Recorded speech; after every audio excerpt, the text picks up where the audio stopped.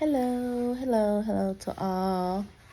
My name is Demetria, and today marks my 3-year anniversary for the removal of my spinal cord tumor, which was labeled as an ependyoma grade 2.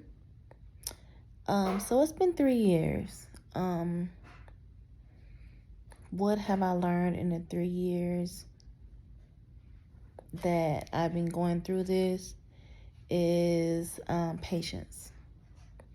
Patience is the key because they say your normal return is anywhere from like 1 to 2 years, and it's been 3 years now. And to be transparent, this last year really hasn't felt like I've made much progress, but I mean, that's to be expected. I was a little hard on myself as far as like, oh, I'm still on a was I'm still not walking independently. Um, Still have to have some kind of assistive aid, but with the healthcare the way it is now, like I can't afford to go to therapy now because each session costs out of pocket for me to pay for my therapy. So my therapy has been going to the gym consistently, getting stronger in my legs with therapy, well, with my therapy, so that I can walk. So I've been focusing on strength in my hips and strength in my legs, just to support my ability to walk again. So on this channel, I just want to talk about my diagnosis. Every day living with an a rare tumor on the spinal cord disease, which is called an ependymoma. It's a rare spinal cord tumor, which most of the times when it's diagnosed on children and young adolescents is mostly cancerous. My tumor was non-cancerous, it was benign, which is a blessing. But there are so many people that are living with this type of tumor where it is cancerous, and it's like, where do you go from here? There's radiation treatment, there's a lot of different type of treatments and therapy that you can get, but there's still a lot of research trying to figure out which is the best way to go for this type of tumor. And like I said, it's very rare. I had 2 different types of consultations from 2 different neurosurgeons, and both of them said that I will never find another surgeon that has done more than 1 to 2 surgeries a year on this type of tumor. So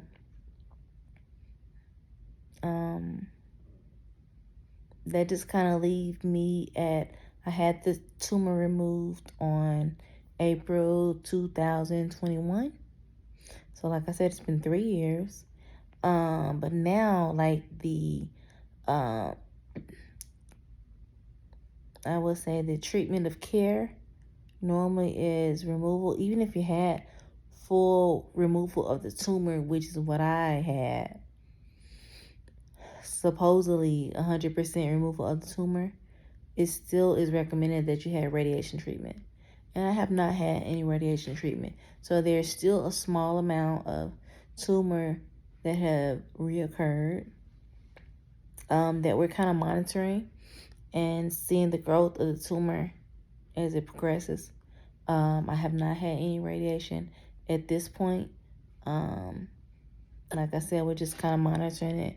But it's definitely something that we need to bring awareness to, because it's it's something that's rare. And it's like me of all people would be the one to get something that's rare. It's like leave it to Demetria to get a rare tumor on her spinal cord. So that's been my ordeal. But um, I would have to say that it's been a journey. You know, a lot of times we think of um, our life and how it was at the moment when everything that I thought was going well in my life, and I was like, oh, this is not what I really want to do in life. I've done everything I can in this field. I want to progress and do something else. And then life hits you and it's like you have to completely do a 360. And now I'm not able to deal with patients clinically. I'm working in a hospital behind a desk, um, you know, dealing with doctor, how I say, credentialing for the hospital. And so it's not something that I take lightly. Like, I'm blessed to truly be able to transition into something that I can still go to work and do part time and still get out the house, drive on my own, which is a blessing. Um, but it's not something that I really saw myself doing long term because I've always loved to interact with patients and to just hear what they have to say, make them feel comfortable and relaxed. And then now I'm kind of like on the other end of the spectrum, but um, life goes on, and for a while, I'm gonna be honest, like it had me stuck in the thing of like, what's wrong with me? Like, just because I have this disability, why can't I do this? Like, why can't I do that? But, I mean, that's life.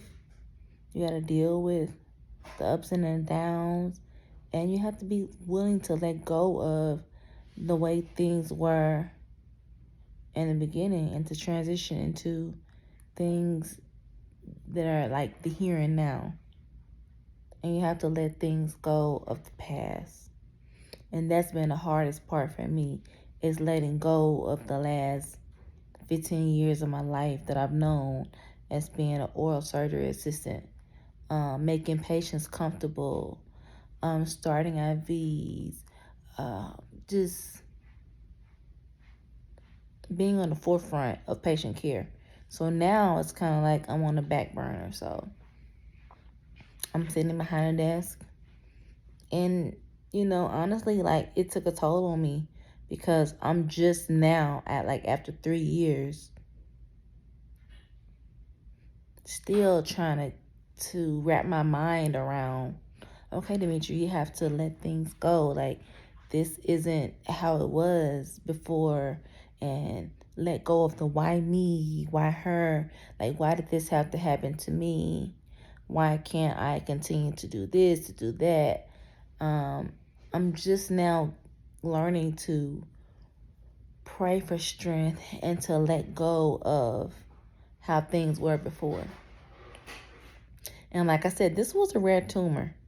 Like, it wasn't something that is common.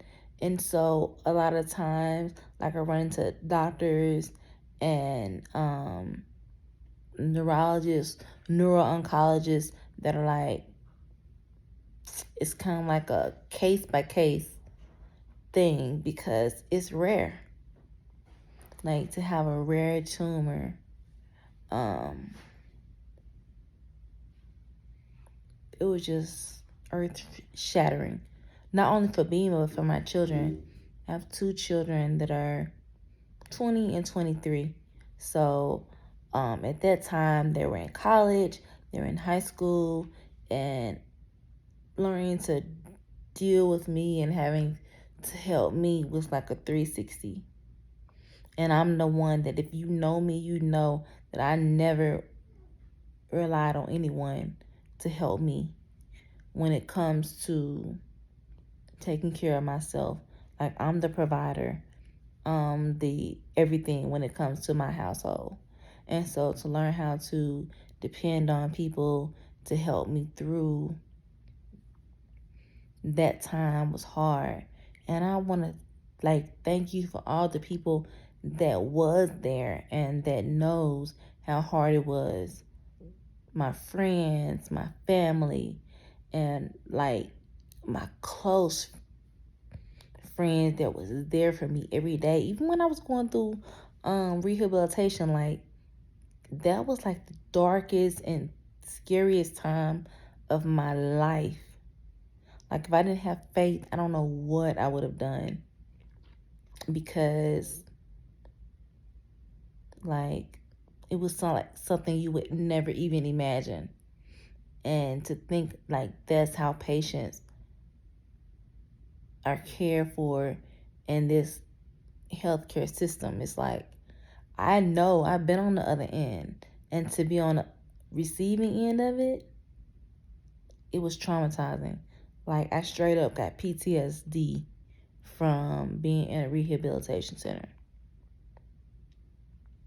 But there are a lot of people that was there for me and that spoke up for me when I didn't have the voice to speak up for myself.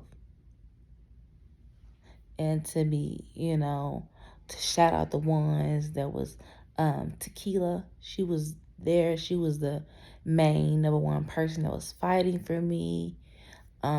She would come in, even though she didn't particularly like her position that she was in, she would tell me, oh, oh girl, this isn't she would come in the morning and be what did the night shift do? I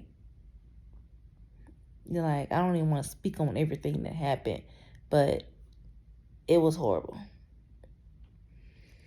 So, like I said, to be on the receiving end and to know all the things that I know from being on the clinical side of it, it was definitely life-changing, and it was disappointing to know that the healthcare field had kind of got to that point where it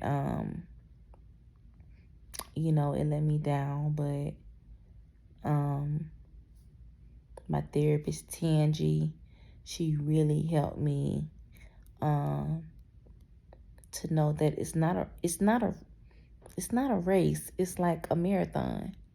And because in my mind, I'm thinking, okay, I'm going to be back at work in 3 months.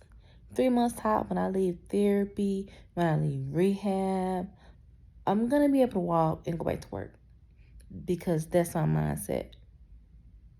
I've always been a go-getter. This isn't going to stop me. Like I told everybody, I'm going to be back at work in 3 months. 3 months tops, I'm going to be off from work and back at work doing oral surgery. Standing up all day doing surgery.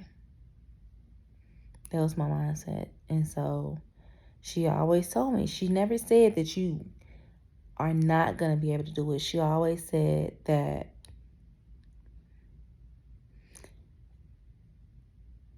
it's going to take time. It's going to take time. It's going to take time. She never said it's going to happen in this time, that time. She always said it's going to take time. So anybody that's out there that's dealing with it, it's going to take time. No matter if it's 1 year, 2 years, 3 years, 5 years. It's going to take time, but we're going to get there. It's not a race, it's a marathon. Any little progress is progression. And you have to take that little bit that you get, and you have to just keep building and adding on to that, and not let anyone stop you. No negativity stop you. Because there are going to be naysayers that say, oh, you'll never walk again, or you're going to be stuck with a walker or any type of assistive aid. And because I've been on a walker for a year, and I'm still on a walker. And it was kind of disheartening that within this year I have not progressed more. But by working out consistently, I can say that my legs have gotten stronger.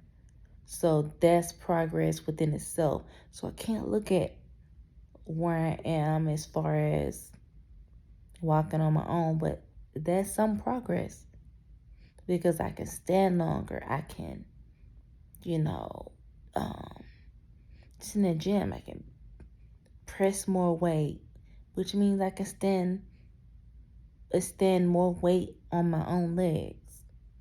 I'm building muscle. I'm doing this, I'm doing that.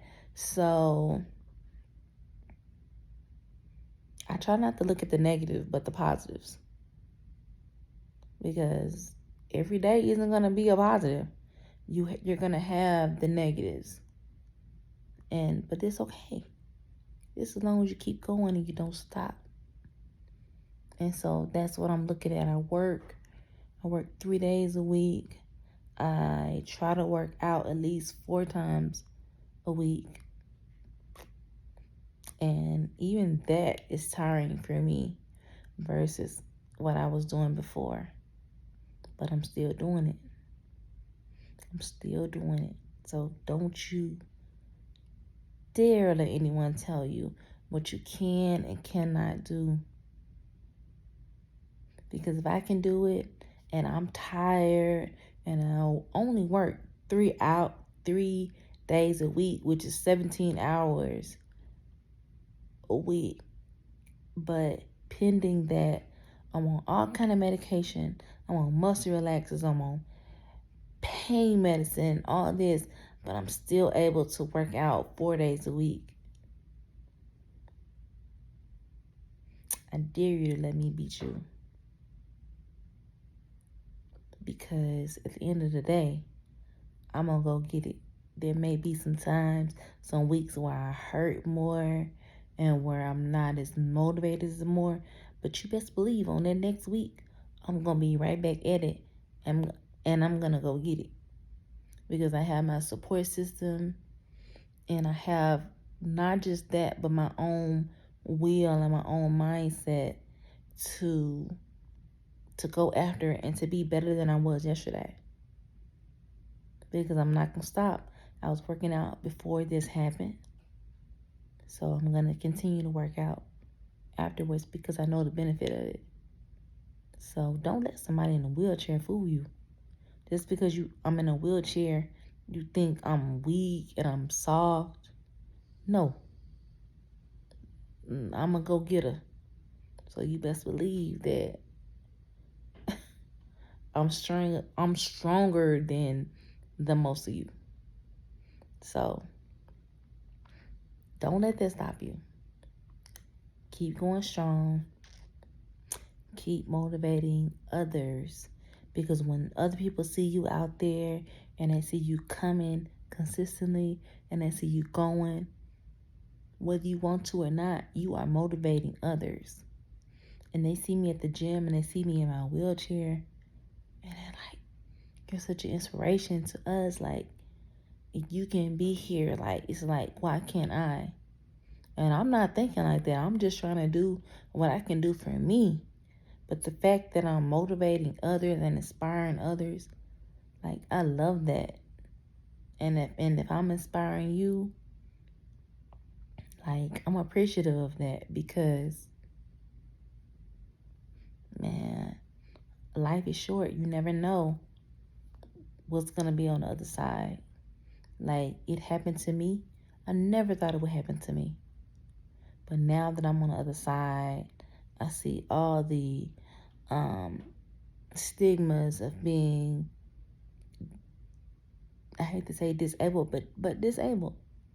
Disabled, being in a wheelchair, being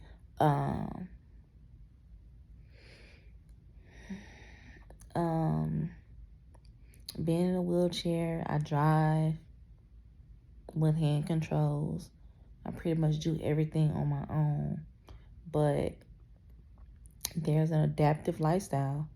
And so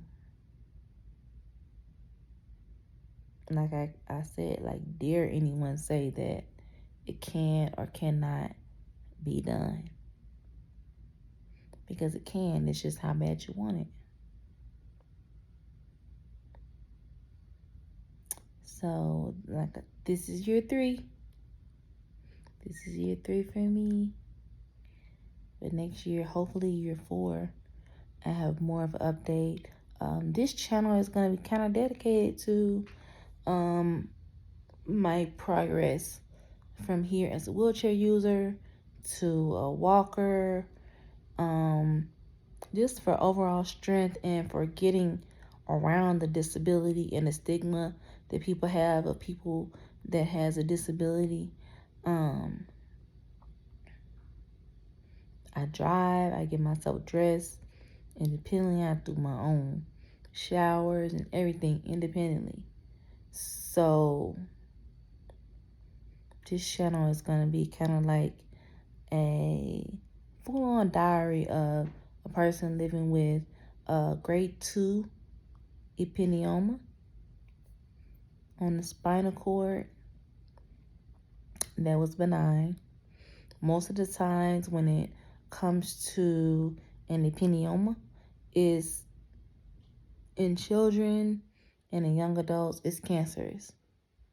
So I was blessed to be in the certain percentile where it's not cancerous, but it was benign. But there's still much awareness to it that needs to be brought to light because May is the National Brain Tumor Awareness Month, the whole month of May. But on May 5th is the Epinioma Awareness Day. And to bring awareness to epiniomas in society, there will be a race held in Washington, I think, on May 5th that's going to bring awareness to the type of brain tumor that we have that is on the spinal cord and oftentimes even in the brain, which is mine was on the spinal cord, which is the central nervous system. Still, the central nervous system and the brain, all is connected. So May 5th is the awareness day. So I'm going to do something May 5th on that day to bring awareness to brain tumor awareness. The whole month of gray is Go Gray in May. So I would love to see you all show support, whether it's wear gray, wear your t-shirts or anything to support that cause. I mean, whether it's funding and butterflies. Butterflies, I've always loved butterflies. For some reason, I don't know why, but I've always loved butterflies. And butterflies is the semblance for the ependiomas awareness or the symbol for epenioma. And so butterflies is a thing. So on May 5th, I'm going to release butterflies on that day. I'm gonna surround myself with loved ones, family, and friends to show our support for epinioma and those in our society that are struggling or that are dealing with the side effects of having to go through an epinioma, whether it's surgery, radiation, or whatever type of treatment that's going on. We are trying to bring awareness to ependiomas because it's very rare. But we need awareness to this so that they can do more research and funding for this type of tumor. And like I said, the awareness day is May 5th. As you all know, Cinco de Mayo. So please go Gray for May and check back in on my YouTube as I kind of go through the life of being a 42-year-old mom of two. Well, I should have said mother of two. And just dealing with my everyday life. And even though you see me on here smiling and talking, don't think that I don't have my bad days. Because there are days that are good and there are days that are bad. But you have to work through it. You cannot let something hold you down. And it might knock you down for a minute. That day or that hour or that night or those few hours. But you continue to get back up and keep on fighting. Because that's the way it is. We're blessed to be here. There are plenty of people that would love to be here. But they didn't make it. And so, regardless of how I feel, how I may feel that day, I know that there are plenty of people that would have loved to be in my position and to even be here to even talk about it. So who am I to say, woe is me? Because I know my God is a grateful and merciful God. And he gives me the strength to endure it all. So without having faith in God, like, where would I be? So who am I to complain about my troubles and my trials and tribulations? So I want to encourage you all, like I say, go great for May. It's the Brain Tumor Awareness Month, the whole month of May. May 5th is for the Epineoma Awareness Day. So please go gray in May. Wear your t-shirt, show support. I'm going to do things in May to show my support. And I pray to continue to watch this channel. I'm going to try to do some get ready for me's and try to show my day-to-day interaction and just how I get ready for my day and just to keep on pushing. I do have some workout videos that I do plan to upload just to show how working out in a wheelchair doesn't mean that you can't work out, but anything that you can do as far as working out and being active, there's always a way, an alternative to adapt to that, like, or to make a change. So just because you see a person doing it one way doesn't mean that you can't change that and still get the benefit of working out. So I hope that can inspire others. Continue to watch my channel, and I appreciate you all. Thank you for watching, and please continue to come back because I promise you I'm going to do better, and I'm going to try to inspire others to work out and to be healthy and to show love and consideration for people that are going through this, because you never know what the next person is going through. You may say, I'm going through this and I'm going through that, but you never know what the other person is going through. So show compassion, show love for everyone, regardless of what you think they may be going through, because you never know. Living in this day and time, everybody is going through something, whether you see it or not. So I love you all. I appreciate you for following and for pretty much following my story and my updates. And I promise to give you more content, more feedback. But I want to say happy 3 years to me. I want to call it my rebirth year because things have changed since 3 years ago. Like, every year is a progress. So 3-year anniversary to me, a rebirth.